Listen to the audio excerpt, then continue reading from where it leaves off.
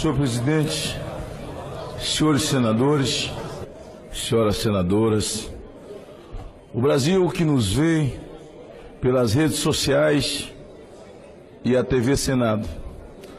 Há muito desde o início do processo eleitoral, eu não volto a essa casa e, pela primeira vez, após o início do processo eleitoral, estou de volta a essa casa. E quero fazer alguns registros, senador Cássio. Alguns registros, senador Randolph, senador Tasso.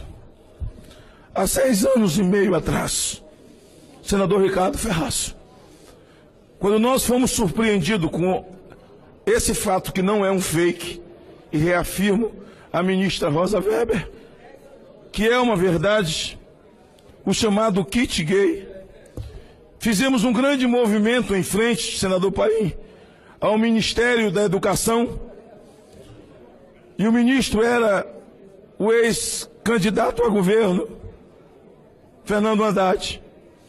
Uma emenda foi colocada por um deputado do PT de Mato Grosso, chamado Abi Calil, de 4 milhões, para que pudesse confeccionar. E a partir dali, as nossas crianças passariam ao processo de aprendizado. Quando terminou aquele movimento, senador Eunício, há 4 anos e meio atrás, saímos e eu fui à Câmara. A minha esposa era deputada federal, deputada Lauriette. No corredor me deparo com um deputado federal. Alguém me puxou pelo ombro e eu olho para trás, senador Cássio. Era o deputado federal Jair Bolsonaro. Me puxou pelo ombro, olhou no meu olho e disse: olha, um de nós dois tem que ser candidato a presidente, ou eles vão destruir as nossas famílias pela via da escola. Eu disse uma coisa a ele: Bolsonaro, você é baixo clero aqui e é tido como doido. Eu sou um senador que já tem uma certa visibilidade, mas essa mídia esquerdista, parte dela, me trata como um senador folclórico. O nosso único caminho é orar, falei com ele. A partir daquele dia, eu passei a orar com Jair Bolsonaro 2 vezes por semana no meu gabinete, senador Flecha. Em 2014, ele verbaliza isso para fora e diz, pela primeira vez na tribuna, lendo a Bíblia, eu li João 8:32, conhecereis a verdade e ela vos libertará. Começamos a andar o Brasil, não falamos em ferrovia, não falamos em rodovia, duplicação, não falamos em contrato, não falamos em infraestrutura, só falamos em proteger as nossas crianças na escola, proteger a pátria, enfrentar a violência, fazer polícia ser polícia e bandido, bandido. Levar a pátria a voltar a cantar o hino nacional e ter amor pela sua bandeira, porque a essa altura a bandeira brasileira era urinada em praça pública, queimada em praça pública. O país estava literalmente amarrado por um viés ideológico que jamais qualquer partido, por mais novo, por mais velho, com seu programa de governo, jamais iria desamarrar os viés ideológicos que amarraram essa nação. Seja para roubar, seja para saquear, para destruir, atacar valores de família e valores da fé. Nos últimos tempos, vimos em dezembro do ano passado, senador Cássio, o Quirimuseu, o MAN de São Paulo, as crianças sendo levadas para tocar em um homem nu e um artista que entra com a imagem da Virgem Maria em cima do pênis. Ralou a imagem da Virgem Maria, jogou em cima do pênis, e lá no Quirimuseu as crianças entraram para ver a Virgem Maria com um pênis na mão, o Cristo crucificado com um pênis e um vibrador, a hóstia sagrada dos católicos cheia de palavrão, 2 homens estuprando uma ovelha, 2 brancos estuprando um negro, e uma criança sendo estuprada por 2 adultos. Atacaram todos os valores amarrados por um viés ideológico, cultural chamado, e destruindo a mente dos nossos filhos, que somos de uma cultura judaico-cristã nesse país. Só fomos falar isso para o Brasil, dizer que o cidadão não pode ficar desprotegido, nem o seu patrimônio, nem a sua família. O Brasil acordou, senador Anastasia. As pessoas voltaram a se apaixonar pelo hino nacional, chorar nas ruas, verde e amarelo.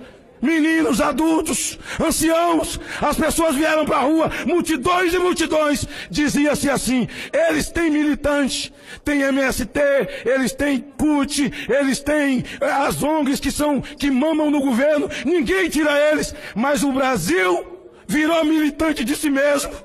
O Brasil militou em favor de si. Ninguém votou em Bolsonaro. O cidadão votou nele mesmo. O cidadão não votou em Bolsonaro, ele desvotou nos outros. Só verbalizamos isso. E ontem, a nação brasileira, no domingo, às 18 horas, as avenidas, as ruas, as vielas foram inundadas de verde e amarelo. O povo voltou a cantar o hino nacional. É a libertação da nação de um viés ideológico, desamarrada do viés ideológico. Eu quero abraçar os senadores que não vão retornar a essa casa como eu. Quem escreve a história é Deus, não somos nós. Um dia seremos ex alguma coisa, senador Ricardo. Um dia seremos ex alguma coisa. Passou. Deus escreve, a história não é nossa, é dele. Urna é só um detalhe. Você me pergunta, eu não. Eu podia dizer, olha, apareceu uma facada no caminho, senador Randolph. Tentaram matar Jair Bolsonaro. Por causa de quê? Porque Jair Bolsonaro era o único instrumento para acabar com o viés ideológico. O que é que esse cara falou de tão ruim, de tão errado para matar Bolsonaro? Esfaqueado em Juiz de Fora, lá na UTI, sem voz, sem força, uma lágrima descendo dos olhos. Eu do lado dele, orando como sempre. Ele falou, meu irmão, estou aqui, não me mexo, meus braços não mexem, eu não falo. Agora é contigo. Eu voltei no meu estado 2 vezes. Está ali meu companheiro, senador Ricardo Ferraz. Voltei 2 vezes no meu estado, mas isso não é desculpa. Se não tivesse acontecido facada, teria acontecido do mesmo jeito. Porque quem dirige a história é Deus, e Deus não tem derrota para os seus, para aqueles a quem Ele ama, aqueles que o servem e o honra com dignidade. Ontem, ao vivo para o mundo, ao vir a vitória, abraçamos lá dentro. Eu disse, Bolsonaro, agora é hora de orar. É assim que começamos, é assim que vai ser. Ele falou, eu vou orar na live. Vamos orar na live, eu vou fazer uma live primeiro. Fez a live, encerrou a live, olhou para mim. Era para orar na live. Vamos orar lá fora. Sinceramente, eu não sabia que aquilo estava ao vivo. Eu achei que era gravado, mas era um pulo para o mundo todo. E ele me dá a palavra, e eu começo a repetir essas palavras. O Brasil está livre de um viés ideológico que ninguém poderia livrá-lo senão a mão de Deus. Os mais céticos têm que entender que foi a mão de Deus. Os mais incrédulos têm que entender que foi a mão de Deus. Ou então ache uma explicação e fale para mim. Quando nós começamos a orar ao vivo, depois eu soube, senador Eduardo, que alguns comentaristas da Rede Globo diziam, isso é um mau sinal para o mundo. Mau sinal, o país é laico, mas não é laicista. Se ele fosse alguém de Candomblé, podia cantar um ponto ali que estava no direito dele. A Constituição diz que nós podemos confessar nossa fé em qualquer lugar. Ele podia ter rezado um texto ali, não teria problema nenhum.